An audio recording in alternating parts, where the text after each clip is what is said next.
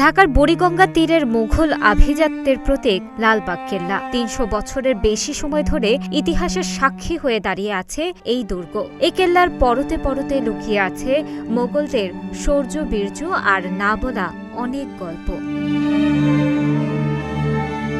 ইট পাথরের ধূসরে নগরের বুকে এক টুকরো লাল আভা। ঢাকার লালবাগে অবস্থিত এই কেল্লাটি আজও জানান দেয় মুঘল স্থাপত্যের জৌলুস। ১৬৭৮ সালে সম্রাট আওরঙ্গজেবের পুত্র শাহজাদা আজম শাহ এর নির্মাণ কাজ শুরু করলেও এটি আজ অব্দি রয়ে গেছে অসমাপ্ত।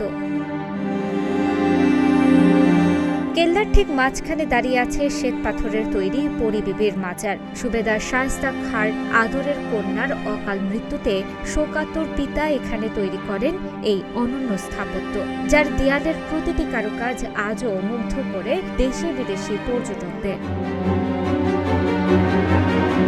ইতিহাসবিদদের মতে লালবাগ কেল্লা শুধু একটা স্থাপত্য নয়, এটা আমাদের ঐতিহ্যের শেকড়। এখানে আসলে বোঝা যায় মোগলরা কতটা শৌখিন ও কৌশলী ছিলেন। তবে সুড়ঙ্গ পথ বা গুপ্ত পথগুলো নিয়ে যে রহস্য, সেটা সবসময় রোমাঞ্চকর। কেল্লার ভেতরে থাকা দরবার হলটি এখন জাদুঘর, যেখানে মোগল আমলের অস্ত্রশস্ত্র, পোশাক আর পাণ্ডুলিপি রাখা আছে। এছাড়া বিশাল এই প্রাঙ্গণে থাকা হাম্মামখানা বা রাজকীয় গোসলখানা তৎকালীন প্রকৌশলবিদ্যার এক অনন্য উদাহরণ।